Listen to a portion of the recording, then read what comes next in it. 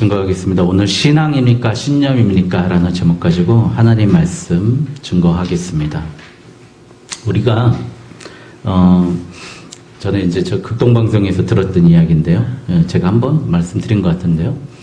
옛날에는 주보를 인쇄소에서, 좀 대형 교회에서는 인쇄소에서 인쇄를 했죠. 컴퓨터로 안 하고, 좀 작은 교회는 저희 같은 데는 이렇게 복사를 해가지고 써서 글씨로 써가지고 복사기로 이렇게 했던 기억이 납니다. 조금 규모가 있는 교회에서 목사님이 이제 인쇄소에 설교 제목을 맡겼는데 여호와는 나의 목자시니라는 제목으로 설교 제목을 넘겼다 그래요. 그래서 인쇄소 사장님이 목사님 설교 제목은 항상 긴데 오늘은 왜 이렇게 짧으냐고 전화를 했답니다. 그랬더니 목사님께서 이랬다는 거예요. 여호와는 나의 목자시니 이거 되겠습니까? 전화 오니까 그걸로 충분합니다라고 이야기를 했답니다. 목사님께서. 그래가지고 주보로 이제 인쇄돼서 받아봐갖고 주일 예배 때 딱 펴보니까 설교 제목이 여호와는 나의 목자시니 그걸로 충분합니다. 이런 설교 제목이 있었다는 겁니다. 아, 여러분 얼마나 멋진 말입니까? 그런데 해놓고 보니까 여호와는 나의 목자시니 그걸로 충분합니다. 정말 다윗이 정말 대단한다는 건 여호와는 나의 목자시니 내게 부족함이 없으리로다.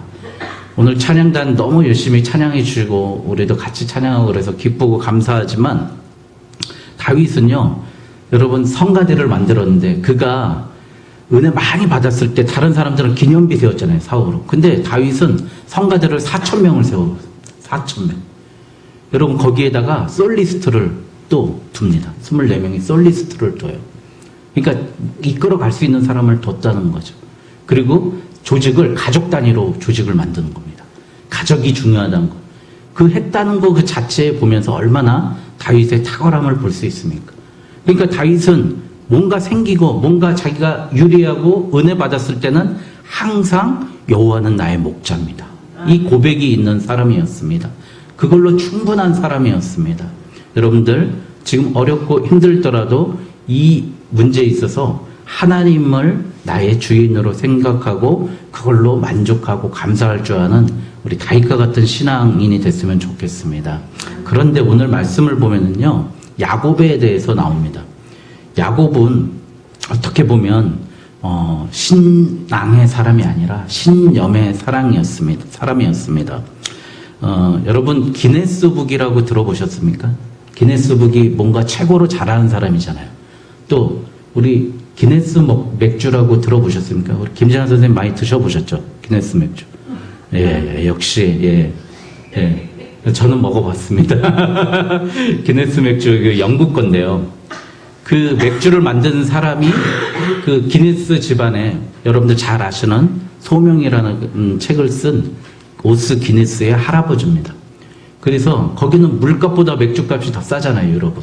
그래서 물이 안 좋으니까 발효시킨 맥주를 마시는 거예요. 그걸 만드는 집안입니다. 그 집안에서 번 돈으로 세계에서 제일 잘하는 사람을 뽑아서 그 기록을 남긴 게 기네스북입니다. 여러분 그렇게 아시면 되는데 그 소명이라는 책을 제가 여러분 자주 소개하지만 이렇게 합니다. 자만심에 대해서 소명의 왜곡된 열매라고 합니다. 우리가 소명이라는 것과 자만심이 서로 가깝다는 것은 쉽게 알 수 있습니다. 그래서 우리 귀에는 이 세 가지 음성이 들린다고 합니다. 너는 선택받았어. 첫 번째. 두 번째, 너는 재능 있는 인물이야. 세 번째, 너는 얘기를 듣다가 우리는 자꾸 자만심이라는 게 생긴다는 거죠. 또 C.S. 루이스도 자존심, 내게 있는 자존심이라는 거, 나 자존심 상했어 라고 하는 것은 본질적으로 경쟁적이라고 합니다. 자존심이라는 건 어떤 것을 소유한 데서 즐거움을 느끼지 못하고 오직 곁에 있는 사람보다 더 많이 가진 데서 즐거움을 느낀다고 합니다. 자만심과 자존심. 여러분, 그게 바로 신념을 가지고 가는 사람들의 특징입니다. 내 자존심을 가지고 사는 사람, 내 자만심을 가지고 사는 사람들이 신앙이 아니고 신념의 사람입니다. 신앙의 출발점은 하나님이지만 신념의 출발점은 바로 자존, 바로 나 자신입니다. 그래서 신앙인들의 모든 행동의 동기가 예수 그리스도의 사랑입니다. 여러분 CCC에서는 요걸 많이 하죠. 우리 수련회 저 대학 다닐 때 수련회 가면 밤새도록 하는 게 있어요. 백문일답이라고 합니다. 백문일답. 당신의 주인은 누구시죠? 예수 그리스도. 무조건 답은 예수 그리스도예요. 당신을 사랑하시는 분은 누구시죠? 예수 그리스도입니다. 당신 집은 누구 거죠? 예수 그리스도입니다. 당신 안에 누가 계시죠? 예수 그리스도입니다. 그걸 밤새도록 하는 거예요. 그 고백을 서로 주고받고 하면서 백문일답이라는 걸 합니다. CCC에서. 여러분, 바로 우리의 행동의 동기가 예수 그리스도인 사람. 그게 바로 신앙인입니다. 근데 신념은 반대로 자신의 목적이 행동의 동기가 되는 사람을 신념이라고 그럽니다. 여러분, 신념은 그래서 결국 죽음으로 끝을 맺습니다. 제가 잘 아는, 여러분도 잘 아는, 열심히 교회 잘 섬기는 미션 스쿨에 나와서, 명문 미션 스쿨에 나와서 정말 유명한 노원구에서 국회의원을 했던 모 사람이 있어요. 노씨로 시작하는 그분이 있어요. 근데 그분이 차세대 정치인, 차세대 국무총리, 차세대 대통령감 그랬던 분이 돈 4천만 원 받았다고 목을 매 죽었어요. 아파트에 떨어져 죽었습니다. 여러분 이제 누군지 알겠죠?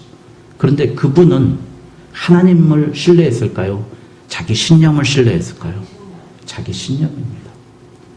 그 4천만 원 받았다는 게 부끄러운 게 아니라 자기가 수십 년 동안 정치 생활하면서 자기에게 사람들이 바랬던 자기의 이미지가 무너지고 자기의 명예가 무너지고 뉴스에서 나는 절대 안 받았습니다. 난 그런 돈 받을 사람도 아니고 난 그런 사람 아니다. 거짓말했던 자기가 너무 부끄러웠던 겁니다.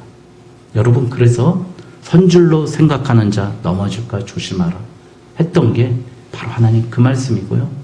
여러분 그래서 자녀 가진 사람들, 아이 있는 사람들 맹세하지 말라고 그러잖아요. 절대 결코 그런 말 하지 말라고 그러잖아요. 왜? 사람 일을 모르는 거예요. 어떻게 될지 모르기 때문에 조심해야 되는 거예요. 항상 겸손해야 된다고 하는 겁니다.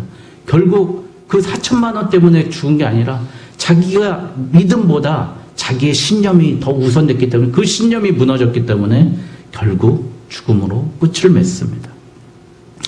우리는 그래서 잘 될수록 자신감이 타오르고요. 무엇이든 열심을 내서 일을 해결하게 하고요. 안 되면 되게 하는 걸 능력이라고 생각한다는 겁니다. 우리 교회에도 신념인이 많습니다. 뭐 좀 잘못되면 지적하는 사람들 많지 않습니까? 좀 안 되면 고치라는 사람들 많이 있지 않습니까? 여러분, 그런데요, 교회는 잘하는 곳이 아니에요. 하나님을 만나는 곳, 그거 하나만 있으면 됩니다. 여러분, 너무 잘하려고 하다가요, 결국 싸우고 무너지고 붕괴되고 그런 겁니다. 정말 멋있는 정치인들, 멋있는 목사님들, 멋있는 재벌들 왜 떨어지고 죽고 자살할까요? 이 어느 목사님은 그 성도들이 한 1000명 가까이 모이는 정말 큰 교회 목사님인데 부흥회 하면은 정말 초청도 많이 해요. 양주에도 오셨어요. 정말 유명하신 분인데 갑자기 가족들에게 미안하다고 그러고 자살했어요. 근데 곰곰이 그분의 제가 설교를 한번 분석을 해봤어요. 제가 막 다 들어봤어요. 왜 그랬을까? 그렇게 유명하신 분. 성경을요, 막 히브리어로 막 써요. 이렇게. 칠판에다 대고 막 쓰면서 쪼개면서 이렇게 하시는데, 근데 그분이 뭐라면요, 우리 인간은 아무것도 아닙니다. 오늘 나는 아무것도 아닙니다. 이따 부를 건데. 맨날 말씀에 우리가 하는 건 아무 쓸모 없습니다. 아무것도 아닙니다. 라고 이야기하시는 거예요. 그리고 그분이 과거에 배웠던 게 대학교에서 노자, 무의자연사항에 대해서 심취했다는 걸 고백하는 걸 들었어요. 여러분, 이상한 철학과 하나님 말씀이 합쳐지니까 인간이 무라고 생각하는 거예요. 그분은.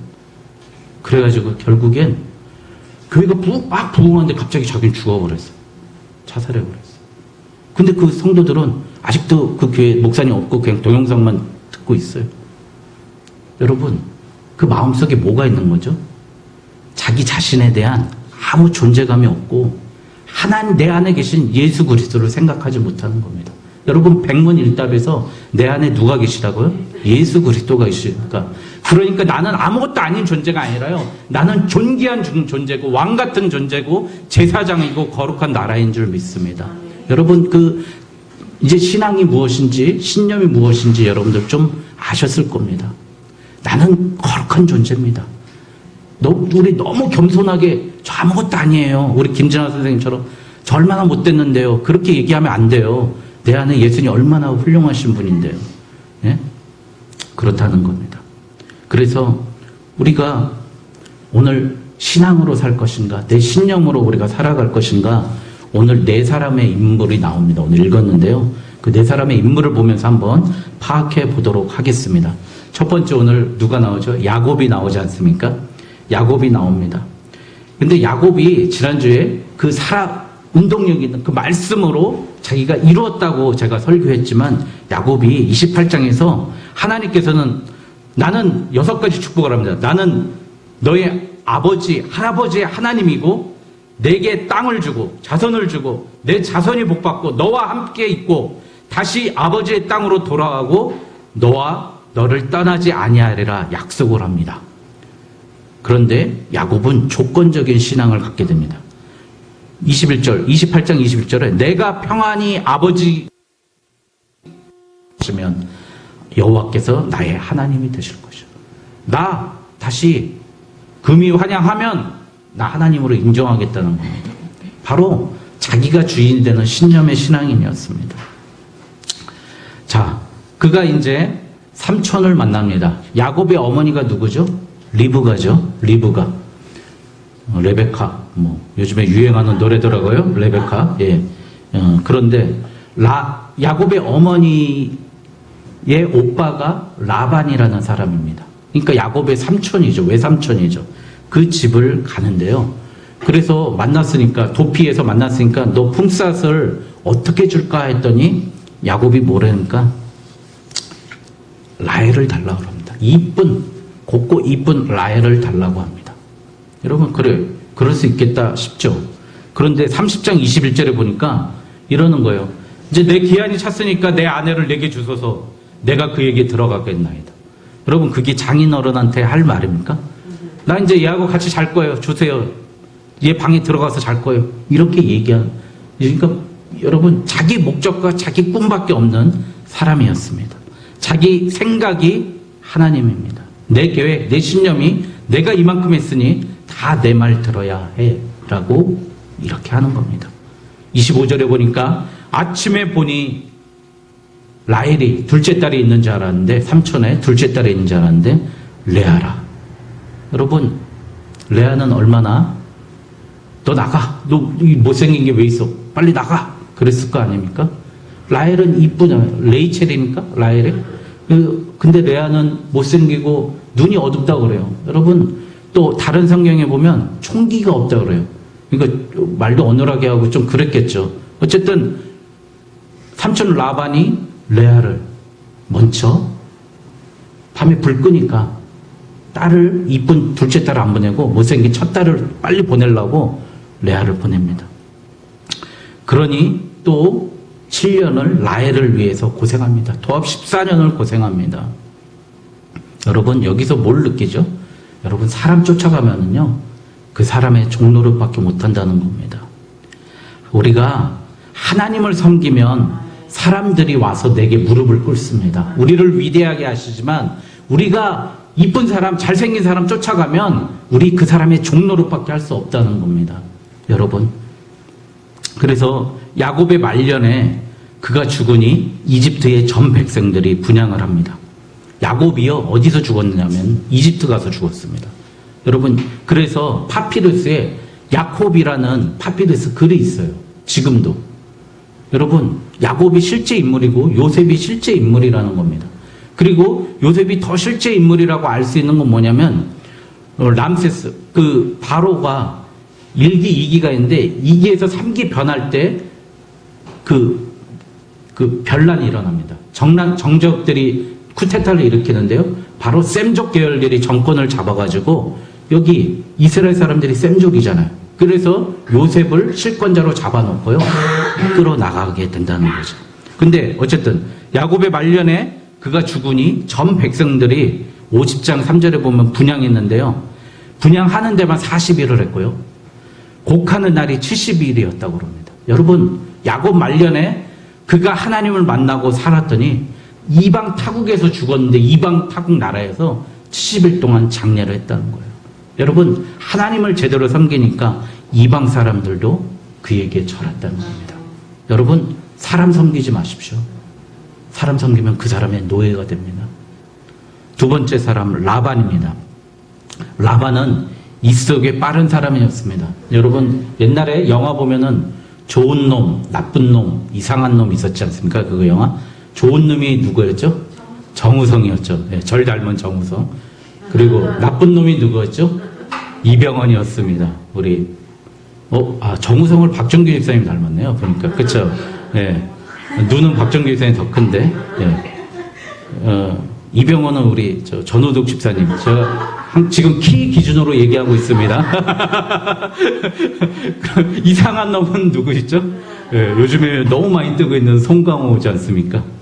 여러분, 아무리 잘난 사람 있다 할지라도 그 위에 나쁜 놈이 있다. 마찬가지 라반이 이런 사람이에요. 야곱처럼 그렇게 나쁜 놈한테는 더 나쁜 놈이 달려들어서요, 그를 연단시킨다는 겁니다. 여러분, 절대 손해보지 않습니다. 이 라반이 얼마나, 여러분, 야곱의 종 엘리에셀이 와가지고 리브가한테 금패물 주니까 너를 아내로, 우리 이삭의 아내로 삼겠다 그러니까 돈 많은 줄 알고요, 앞뒤 따지지 않고 바로 우리 딸 주겠습니다 했던 게, 내 여동생 주겠다 했던 게 라반이에요. 야곱이 오니까 라반 얼마나 좋습니까? 일할 일꾼이 생겼어요. 노동력이 생겼어요. 결국 뛰는 놈 위에 나는 놈이 있는데 그게 바로 야곱의 삼촌 라반입니다. 야곱이 와서 그의 딸을 달라고 하니까, 그래, 남 주느니 너 주는 게 낫겠다, 그렇게 비아냥된 사람입니다. 결국 이 사람은 어떻게 하죠? 시집 보내기 어려운 레아를 들여보냅니다. 그리고 또 7년을 부려먹습니다. 그리고 또다시 6년을 부려먹습니다. 그것도 모자라가지고요, 야밤 도주한 야곱을 쫓아가가지고요, 야곱이 가져간 재물을 빼앗고 다시 화친합니다. 그 정도로 돈의 입속에 빠르고 야곱보다 더 무서운 사람입니다. 더 속이기 좋아하는 사람입니다. 여러분, 주위에도 이런 사람들 있지 않습니까? 라반같이 나보다 더 나를 잘 알고 내가 가진 시간, 돈, 주인 노릇하면서 나를 힘들게 하는 사람이 있을 겁니다. 여러분, 어쩌면 그런 사람이 나의 곁에 있다는 건 어쩌면 내가 지금까지 잘못 심었기 때문일지 모릅니다. 내 삶에 씨앗을 잘못 심어서 그런 사람들이 내 주위에 있을지도 모릅니다. 결국 악인도 하나님이 쓰시고 계신다는 겁니다. 야곱을 훈련시키기 위해서 라반을 썼다는 겁니다. 그래서 하나님은 악인을 통해서 하나님의 생각과 계획을 이룬다는 겁니다. 여러분, 그러나 라반을 통해서 그 어려운 고난이 있었기 때문에 야복강에 야곱이 있었고 야곱이 이스라엘이 될 수 있었습니다.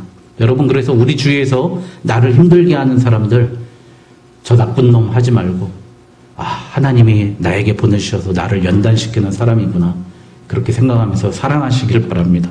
근데 사랑이 잘 안 될 겁니다. 저도 잘 안 되니까요. 사기꾼보다 더 사기꾼 같고, 나보다, 나의 단점보다 더 악하면서 나를 괴롭히는 사람이 분명히 우리 가운데 있다는 겁니다. 그래서 갈라디아서 6장 7절에 보니까요, 스스로 속이지 말라. 하나님은 업신여김을 받지 아니하시나니 사람이 무엇으로 심든지 그대로 거두리라. 자기의 육체를 위하여 심는 자는 육체로부터 썩어질 것을 거두고 성령을 위하여 심는 자는 성령으로부터 영생을 거두리로다. 여러분, 성령을, 육체를 심지 말고 성령을 심는 자가 되시길 주님의 이름으로 축원드립니다. 세 번째, 라헬입니다. 여러분, 미국 특히 동부 쪽에서는요, 어린아이를 보면서 큐트, 프리티, 뷰티, 이러면은 결례라고 그럽니다. 싫어한다고 그럽니다. 왜요? 어린아이들이 자라면서 이쁜 거 가지고 평생 그걸로 가지고 살게 되면 애가 어떻게 되겠죠? 노력은 하지 않고 자기 외모로 하기 때문에 그렇습니다. 그래서 결례라고 그래요. 그런 얘기를 들었어요. 저희 교수님한테 미국 특히 동부 쪽에 가서는 어린애들 프리티 뭐 어쩌고 그런 얘기 하지, 이쁘다는 얘기 하지 말고요. 지혜롭다는 말 하라. 글로벌 뭐 그렇게 하랍니다. 위즈덤 뭐 이렇게 그런 말을 하라는 겁니다. 왜 그럴까요? 여러분, 이쁜 사람은요, 제가 봐도 그래요. 우리 교회 성도 여성도님들 빼놓고는 이쁜 사람들이요, 다들 보면 노력을 안 해요.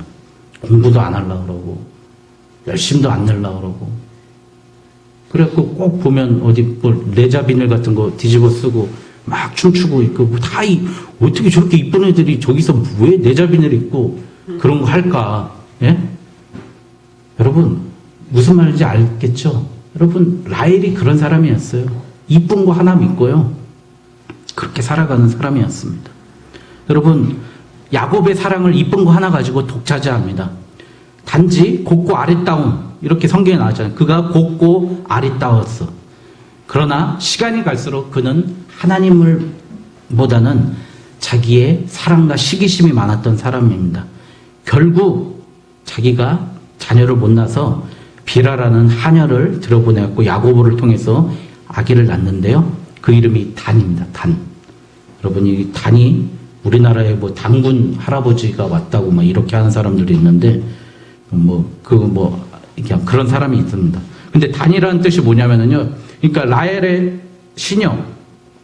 자기 라헬이 아기를 못 낳으니까 자기의 하녀를 데리고 야곱에게서 해서 낳던 첫 번째 아들이 단인데, 이름의 뜻이 하나님이 내 억울함을 푸시려고 내 호소를 들으셨다라는 뜻입니다. 여러분, 이게 좋은 뜻입니까? 뭐죠? 중심이 누가 있죠? 내 억울함을 풀었다. 그 아들 이름이에요. 두 번째 비라로부터 낳던 두 번째 아들 이름이 납달리입니다. PPT 좀 넘겨주실래요? 납달리에 보면, 납달리. 자, 그러니까 레아가 큰 딸이고 라헬이 둘째 딸이고요. 실바는 레아의 소생이고 비라는 라헬의 소생입니다. 납달리는 무슨 뜻이냐면 내가 경쟁하여 이겼다. 그 뜻입니다. 그러니까 라헬의 마음속에 뭐예요? 모두 다 자기 중심만 가지고 있는 사람입니다. 중심이 하나님께 없어요. 오로지 나는 경쟁에서 이기고 내 억울함을 풀어야 돼. 그게 마음속에 있었던 사람입니다. 여러분, 네 번째 레아입니다. 레아는 진정한 야곱의 아내였습니다. 가장 많이 낳았죠. 여러분, 그는 어둡고 총기 없었지만 그녀는 마지막에 끝날에 승리하는 인생이 됩니다. 그가 낳은 아들 이름이 제일 먼저 뭐죠? 르우벤이죠. 르우벤이 무슨 뜻이냐면 여호와가 나의 괴로움을 돌보셨다. 할렐루야. 여러분 괴로움을 돌보시는 주님의 은혜가 있길 축원합니다. 여러분, 시므온은 뭐예요? 샤마이, 쉐마, 사무엘, 다 들으라 이스라엘. 여호와가 들으셨다라는 뜻입니다. 세 번째 레위. 여러분, 지금부터 연합하리로다. 네 번째 유다. 여호와를 찬송하리로다. 여러분, 우리 찬양단이요, 유다 지파예요. 유다 지파. 여러분, 자, 여러분 보세요. 유다 지파에서 누가 나오죠? 결국 예수 그리스도가 나옵니다. 레아는요, 그래서 결국 죽을 때 어디에서 묻히게 되냐면 막벨라 굴이라는 곳. 그러니까 아브라함이 묻혔던 그곳에 레아는 묻히고요. 라헬은 결국 자기가 낳던 베냐민을 낳다가 난산하고 길바닥에서 죽고 맙니다. 그리고 그 시신을 수습해서 막벨라 굴에 넣지도 못합니다. 여러분, 마지막으로 승리한 게 바로 레아였습니다. 여러분, 오늘 말씀을 우리가 받으면서 내 인생에 야곱 같은 요소는 무엇이 있습니까? 좀 더 높이, 좀 더 많이, 좀 더 빨리, 좀 더 효율적으로 그런 외쳤던 우리 자신을 돌아봤으면 좋겠습니다. 내 생각 때문에 그렇습니다. 여러분, 하나님은 준비되지 않은 사람을 절대로 쓰지 않습니다. 그거는 여러분, 우리 인생, 내 역사를 보면 알 수 있지 않습니까? 내 인생에서 하나님 준비되지 않았는데 하나님 마음대로 칼 휘두르게 쓰지 않으셨다는 겁니다. 자신의 우리 역사를 한번 돌아보십시오. 내가 계속해서 반복하는 실수가 있다면 그 역사 이제 끝내시는 여러분 되시길 바랍니다. 야곱은 자기의 속임수 그걸 끝내려고 라반을 보내서 그 속임수의 역사를 끝내버립니다. 여러분, 마태복음에 반석 위에 세운 집, 여러분 있지 않습니까? 산상수훈. 여러분, 이 성경, 이 66권 1289장에서 성경의 핵심을 하라면은 사복음서입니다. 예수님의 말씀이니까. 거기서도 핵심을 하라면 산상수훈입니다. 산상수훈의 맨 마지막 클라이막스 예수님이 뭘 얘기하냐면 이 말씀입니다.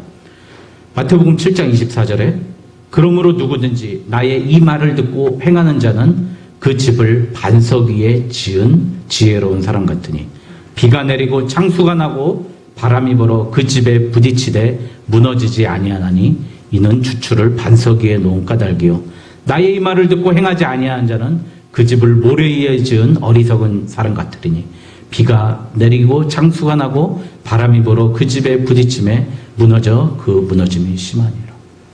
이스라엘은요, 건기와 우기가 뚜렷해가지고 처음에 딱딱한 땅 같아요. 근데 겨울이 되면 비가 오게 돼서 거기가 무너집니다. 모래와 같이. 거기를 와디라 그러는데요. 그 진흙박, 딱딱한 그러니까 논밭 같은데 등짝 갈라지고 그런 데가 집지면 비 오고 창수가 나면 무너진다는 겁니다. 여러분, 근데 그 기준이 뭐라고요? 나의 말을 듣고 행하는 자와 행하지 않는 자라고 하십니다. 여러분, 오늘 4명의 인물을 잠깐 봤습니다. 인간적으로 가장 불쌍한 레아를 하나님은 가장 위대한 사람으로 세우십니다. 여러분, 우리는 그래서 이걸 바라봐야 됩니다. 31절에 보면 우리 같이 한번 읽을까요? 31절. 창세기 29장 31절 함께 읽겠습니다. 여호와께서 시작. 여호와께서 레아가 사랑받지 못함을 보시고 여기까지 읽겠습니다. 여러분, 여호와께서 레아가 사랑받지 못함을 보셨다.